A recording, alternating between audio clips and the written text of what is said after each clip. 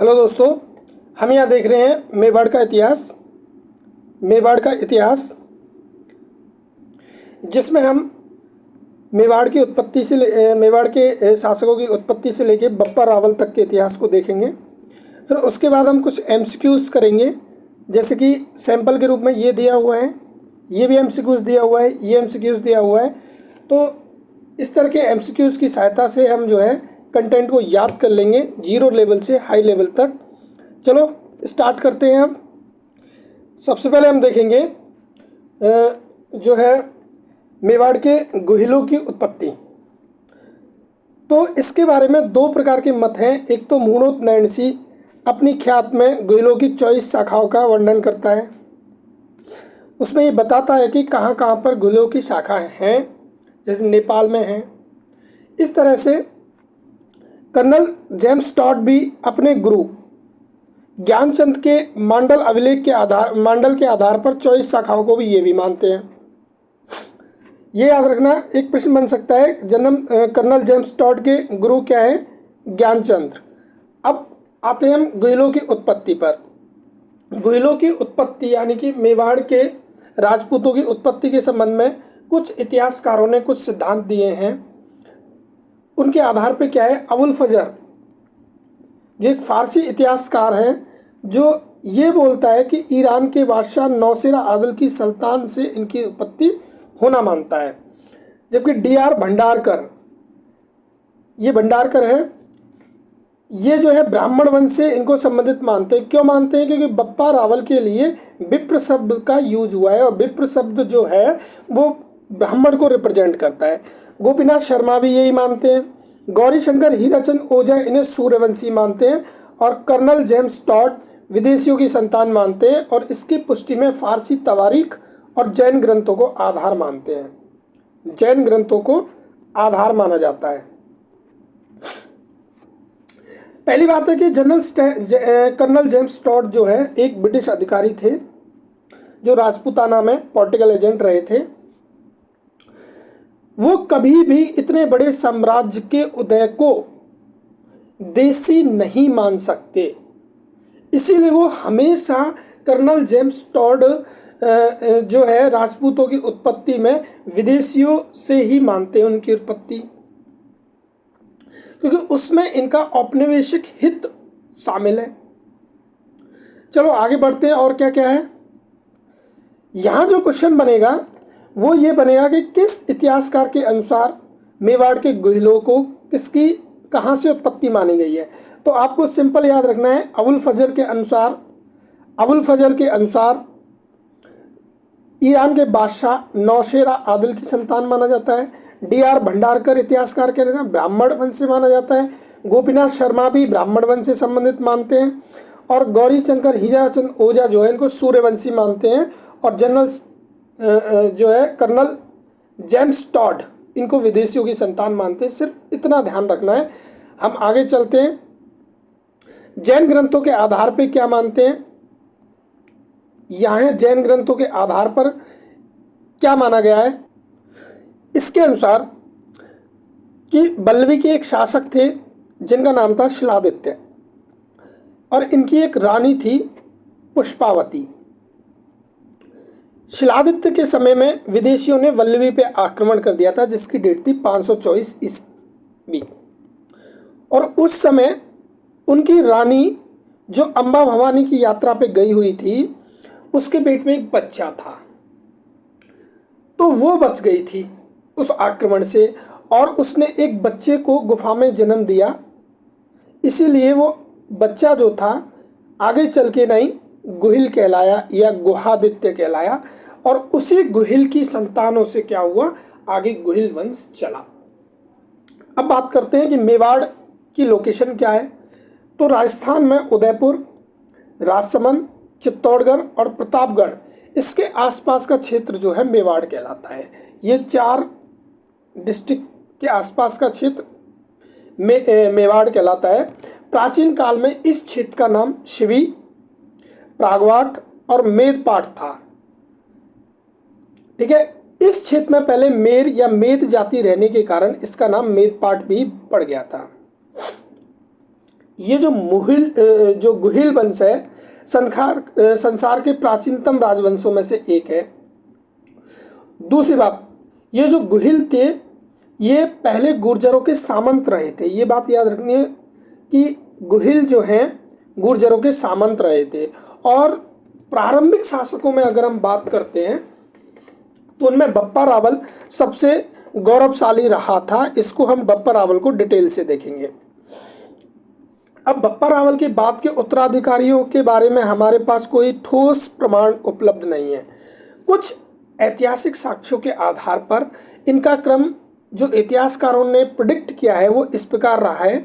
गुहिल के बाद शोल, शोल के बाद पराजित, भरतभट्ट, अलहट, नरवाहन, शक्ति कुमार, विजय सिंह और नागादित्य। याद करने की कोई ज़रूरत नहीं है। इसका यूज सिर्फ इतना हो सकता है कि कभी क्वेश्चन ऐसे आ जाए कि मेवाड़ के राजाओं को निम्न काल क्रम में जमाइए, तो कभी बीच में इनको फंसा दे। तो उसके लिए ये याद रखना कि ये भी जो है मेवाड़ के राजा रहे हैं, बस इतना से याद रखना है। तो आगे चलते हैं। चलो बप्पा रावल के बारे में, बप्पा रावल के बारे में हम डिटेल से देखते हैं। बप्पा रावल का जो मूल नाम है वो कालभोज है, मूल नाम कालभोज। और जीएच ओझा के अनुसार बप्पा रावल जो है इसका नाम न होकर कालभोज की उपाधि है, यानी कि इसका मूल नाम कालभोज है और बप्पा रावल इसकी उपाधि है। दूसरी बात यह है कि ऐसी मान्यता है कि बप्पा रावल हरित ऋषियों की गाय चराते थे। हरित एक ऋषि हैं, उनकी एक गाय चराते थे और उनकी कृपा से ही बप्पा रावल ने मेवाड़ का राज्य प्राप्त किया था। अब देखो क्या होता है कि एक राजत्व का देवीय सिद्धांत है कि अगर आपको जो है राजा का स्थायित्व प्राप्त करना है, जनता से उसकी सहमति चाहनी है, तो वो क्या करते हैं, अपने को राजा का दैवीयकरण कर लेते हैं कि भाई मैं जो है देवीय कृपा से राजा बनाऊं, तो इसलिए आप मेरी शासन की वैधता और स्वीकृति सुनिश्चित करें। और इस कालखंड में 700 के आसपास जो है इस प्रकार से राजत्व का देवीय सिद्धांत चलता था। तो यहीं पे ही हरित ऋषि के आशीर्वाद से, मतलब हरित ऋषि ने बोला कि बप्पा रावल को जो है एक लिंगनाथ जो है भगवान ने जो है राजा बना के भेजा है, ये आपके शासन आपके क्षेत्र के उद्धार के लिए आए हैं। तो इस प्रकार से है। दूसरा पॉइंट आता है, गजनी के शासक सलीम को इन्होंने हराया था और अपने भांजे को वहाँ पर सिंहासन पर बैठा दिया था। क्या होता है कि गजनी के शासक सलीम जो है सिंधु नदी को पार करके यहाँ पर आक्रमण करता है मेवाड़ पे। तो ये क्या करते हैं, बप्पा रावल इतना कुशल था युद्ध कौशल में कि वो उसको हराता गजनी तक उसका पीछा किया और वहाँ पर गजनी पर जो है अपने भांजे को वहाँ का शासक बना देता है और उसकी पुत्री से जो है अपने मेवाड़ की बहू बना देता है। इसी कारण से सीवी वैद्य है, एक इतिहासकार हैं सीवी वैद्य, उनकी तुलना चार्ल्स मार्टेल से करते हैं। ये चार्ल्स मार्टेल कौन है? जिस तरह से बप्पा रावल ने भारतीय उपमहाद्वीप में विदेशियों के आक्रमण को रोकने में सफल रहे थे, उसी तरह से फ्रांसीसी एक सेनापति थे चार्ल्स मार्टेल ने यूरोप में कभी भी मुस्लिमों के आक्रमणकारियों को सक्सेसफुल नहीं होने दिया। इसीलिए इनकी तुलना सीवी वैद्य किससे कर देते? चार्ल्स मार्टेल से कर देते। ये भी याद रखना है। इस समय बप्पा रावल के समय गुहिलों की जो राजधानी थी वो नागदा थी। नागदा उदयपुर के पास जो है एक जगह है। अब दूसरी बात करते हैं, बप्पा रावल के समय जो सिक्के चलते थे वो तांबे और सोने दो तरह के चलते थे और सोने के सिक्के का जो वजन था वो 115 ग्रेन, मतलब ग्रेन जो यूनिट है वो ग्राम से भी थोड़ी सी ज़्यादा है। तो अगर सोने का सिक्का 115 ग्राम से ज़्यादा का है तो आप समझ सकते हो कि उस समय व्यापार, उसकी समृद्धि उस क्षेत्र की कितनी ज़्यादा रही होगी। भाई वहाँ पे व्यापार धन धान्य से समृद्ध होगा तभी तो ज़्यादा भारी सिक्के चलाएगा। और जब व्यापार समृद्धि वहाँ पे है तो इसका मतलब वहाँ पे सैन्य ताकत भी मजबूत रही होगी, तो उसका क्षेत्रफल भी बहुत बड़ा रहा होगा। और हमने अभी थोड़ी देर पहले पढ़ाई है कि सलीम को हरा करके गजनी तक अपना साम्राज्य फैला लिया था बप्पा रावल ने। ठीक है, अब बात करते हैं कि यहाँ पर जो है सिक्कों पर कामधेनु, शिवलिंग, बछड़ा, नंदी, दंडवत करता हुआ पुरुष, त्रिशूल और चमर आदि का अंकन हुआ है। मतलब इन पे जो इस यहाँ के जो सिक्के मिले हैं तांबे और सोने के, इन पर ये अंकन किए हुए मिलते हैं। त्रिशूल, शिवलिंग, बछड़ा, नंदी, ठीक है, दंडवत करता हुआ पुरुष। चमर, चमर क्या है? एक प्रकार का उपकरण होता है जो पूजा पाठ में यूज लिया जाता है और ये बहुत पवित्र माना जाता है। अब यहाँ से आप देख सकते हो कि उनके सोने के सिक्के पर इस प्रकार के चित्र हैं। शिवलिंग है, बछड़ा है, नंदी है, ठीक है, दंडवत करता हुआ पुरुष, त्रिशूल है। तो इन सब से, त्रिशूल से ऐसा लगता है, नंदी ये भी शिव से संबंधित है, त्रिशूल भी शिव से संबंधित, शिवलिंग है, यहाँ से ऐसा लगता है कहीं ना कहीं ये शैव धर्म का अनुयायी था। ठीक है, शैव धर्म से ये संबंधित रहा है। तो मैं आपको बता देता हूँ कि बप्पा रावल शैव धर्म की एक उपशाखा है, पाशुपति संप्रदाय, उससे संबंधित है। आगे देखते हैं, बप्पा रावल ने पाशुपति एकलिंग जी को अपना आराध्य देवता माना। जब एकलिंग जी मतलब पाशुपति शिव भगवान को अपना आराध्य देवता मान रहा है तो मतलब उसके राज्य में कौन सा धर्म चलता होगा? शैव धर्म। शैव धर्म की एक शाखा है पाशुपति संप्रदाय। और कैलाशपुरी, उदयपुर, उदयपुर के पास एक जगह है कैलाशपुरी, वहां पे एकलिंग जी का मंदिर बनवाता है। बप्पा रावल ने एकलिंग जी को मेवाड़ का राजा घोषित किया और अपने आप को उसका दीवान। मैंने बोला था कि इस समय, इस 700 ईस्वी के आसपास, 600 ईस्वी के आसपास, 7वीं सदी में क्या था कि राजत्व का देवी सिद्धांत था कि शासक अपने आप को भगवान का जो है एक भेजा हुआ पुरुष बताता है कि उनकी कृपा से मैं यहाँ राजा बन के आया हूँ और उन्होंने मुझे आपके जीवन में समृद्धि लाने के लिए, सुख समृद्धि लाने के लिए जो है मुझे भेजा है। उससे क्या होता था कि जब अपने राजापन का देवीयकरण वो कर देता है, या तो खुद को ही राजा मान लेते थे, खुद को ही भगवान मान लेते थे, या फिर भगवान का एजेंट अपने आप को मान लेते। तो यहाँ पे बप्पा रावल ने क्या करा था, अपने आप को जो है दीवान घोषित कर दिया और एकलिंग जी को राज्य का राजा घोषित कर दिया। दोस्तों अब हम करते हैं कुछ एमसीक्यूज। बप्पा रावल का मूल नाम क्या था? हमने बोला था बप्पा रावल का मूल नाम काल भोज था, बप्पा इनकी जो है उपाधि थी। तो आंसर बी सही हो जाएगा। आगे चलते हैं दोस्तों। प्रश्न, अगला प्रश्न, बप्पा रावल ने मेवाड़ का राज्य किसकी अनुकंपा से प्राप्त किया था? हरित ऋषि की अनुकंपा से प्राप्त किया था। तो इसमें भी आंसर बी हो जाएगा। आगे चलते हैं। इतिहासकार सीवी वैद्य ने बप्पा रावल की तुलना किससे की है? चार्ल्स मार्टेल से की है।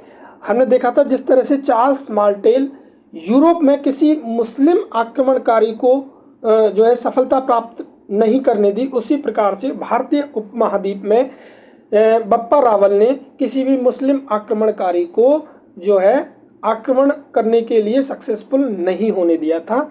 आगे चलते हैं। अगला प्रश्न ये है कि बप्पा रावल द्वारा जारी किए गए सिक्कों पर निम्नलिखित में से कौन कौन सी प्रतीक अंकित नहीं है?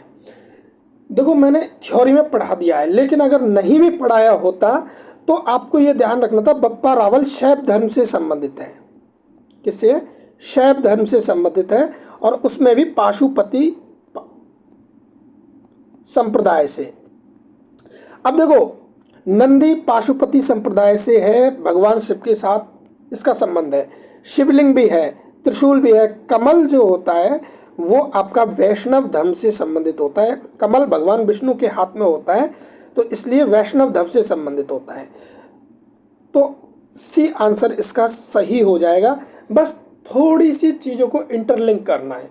दोस्तों अगर आपको ये पसंद आ रहा हो तो प्लीज़ लाइक एंड सब्सक्राइब जरूर कर दो चैनल को, जिससे कि हम जो है ज़्यादा से ज़्यादा वीडियो इस तरह के आपको बनाते रहें। अगला क्वेश्चन देखते हैं। अगला क्वेश्चन क्या है? बप्पा रावल के समय के तांबे और स्वर्ण के सिक्कों में स्वर्ण सिक्के का वजन कितना था? एक तो ये ध्यान रखना है, बप्पा रावल के समय दो प्रकार की धातुओं के सिक्के चलते थे, एक तो तांबा और एक सोना। और सोने के सिक्के का जो वजन था वो 115 ग्राम था, इसलिए बी आंसर सही होगा। आगे चलते हैं। आगे जो क्वेश्चन है दोस्तों, बप्पा रावल ने किस मुगल सेनापति को हराकर अपने भांजे को सिंहासन पर बैठाया था? ये बात सही है कि गजनी के शासक सलीम को हरा दिया था और वहां अपने भांजे को सेनापति राजा घोषित कर दिया था, तो आंसर बी सही होगा। आगे चलते हैं। अगला जो प्रश्न है वो ये है, निम्न में से कौन कौन से बप्पा रावल के धार्मिक और सांस्कृतिक कार्य हैं? धार्मिक और सांस्कृतिक, देखो पाशुपति संप्रदाय का अनुयायी होना ये धार्मिक कार्य है। कैलाशपुरी में एक लिंग जी का मंदिर बनवाना ये भी है। विष्णु पूजा का प्रचार करना, पहली बात तो बप्पा रावल आपका जो है पाशुपति संप्रदाय से था, पाशुपति संप्रदाय से था। शैव धर्म की एक शाखा होती थी, जबकि विष्णु पूजा वैष्णव धर्म से संबंधित है, इसलिए सी तो नहीं होगा। नागदा में मेवाड़ की राजधानी बनवाना, हाँ ये बात सही है, नागदा को बप्पा रावल ने अपनी राजधानी बनवाया था, ये बात तो बिल्कुल सही है, लेकिन ये धार्मिक और सांस्कृतिक कार्य नहीं है, तो इसलिए गलत हो जाएगा। अब देखो धार्मिक और सांस्कृतिक कार्य के तहत कौन कौन से कार्य आते हैं? मंदिर बनवाना, किसी धर्म को, विशेष धर्म को चलाना। सांस्कृतिक कार्य के, ये तो धार्मिक के अंदर आ गए, धार्मिक अनुष्ठान करवाना कोई। सांस्कृतिक कार्य के अंदर क्या है? साहित्यिक रचनाएं करना और कोई शिल्प कृति बनवाना, राजमहल बनवाना, कुछ भी बनवाना, मंदिर बनवाना, जैसे ये सांस्कृतिक कार्य के अंदर आ जाता है। लेकिन राजधानी बनाना ये क्या है? एक पॉलिटिकल राजनीतिक कार्य है, तो इसलिए डी ऑप्शन नहीं होगा। तो आंसर केवल ए और बी, यानी कि पहला और दूसरा, यानी कि केवल ए, तो ए आंसर इसका सही हो जाएगा। आइए आगे चलते हैं। बप्पा रावल की समाधि स्थल कहाँ है? तो कैलाशपुरी में है, उदयपुर के पास। आंसर बी इसका सही होगा। आगे चलते हैं। बहुत अच्छा प्रश्न है। बप्पा रावल के शासनकाल में जारी किए गए सिक्कों में निम्न में से कौन कौन से चिन्ह पाए जाते हैं? देखो बप्पा रावल एक पाशुपति संप्रदाय से संबंधित था, तो शिवलिंग तो होगा ही और त्रिशूल भी होगा। तो 2 और 3 और 2 बाकी ये गलत हो जाएंगे, यानी कि इतना पता होने से 2 ऑप्शन एलिमिनेट हो गए। लेकिन मैं आपको बता दूं, कामधेनु भी थी और चमर भी था, अभी मैंने थ्योरी में पढ़ाया है, तो सभी इसके सही आंसर हो जाएगा। सी इज द करेक्ट आंसर। आगे चलते हैं। अगला प्रश्न वही आ गया, बप्पा रावल किस संप्रदाय के अनुयायी थे? तो ये पाशुपति संप्रदाय से संबंधित थे, आंसर सी। आगे चलते हैं। बप्पा रावल के समय की राजधानी कहाँ थी? अभी हमने थोड़ी देर पहले ही पढ़ा था, नागदा जो उदयपुर के पास है, वहाँ राजधानी थी। बी इसका सही आंसर होगा। आगे चलते हैं। निम्नलिखित में से कौन कौन से स्थल बप्पा रावल से संबंधित है? नागदा को तो इसने अपनी राजधानी बनाया था, ये बात सही है। कैलाशपुरी में एक लिंग जी का मंदिर बनवाया था। रावलपिंडी जो नाम पड़ा है वो बप्पा रावल के सैन्य ठिकानों के नाम के आधार पर ही पड़ा है, तो ये बात भी सही है। अजमेर से इसका कोई संबंध नहीं रहा था, तो 4 ऑप्शन कभी नहीं होगा, सभी भी नहीं हो सकते। सी इसका करेक्ट आंसर होगा। आगे चलते हैं दोस्तों। बप्पा रावल ने अपने आप को किसका दीवान घोषित किया था? थ्योरी में हमने पढ़ा था एकलिंग जी का, तो इसका आंसर बी होगा। आगे चलते हैं। बप्पा रावल ने किस शहर के शासक सलीम को हराकर अपने भांजे को सिंहासन पर बैठाया था? गजनी के शासक को हराकर, तो बी इसका सही आंसर होगा। आगे चलते हैं। बप्पा रावल का समाधि स्थल कहाँ पे स्थित है? कैलाशपुरी में। ये रिपीट हो गया है शायद ये क्वेश्चन, तो आंसर बी। आगे चलते हैं। ओके दोस्तों, यहाँ पे हमारी क्लास खत्म होती है। अगर आपको अच्छा लगा हो तो प्लीज़ चैनल को लाइक और सब्सक्राइब करना ना भूलें। Thank you.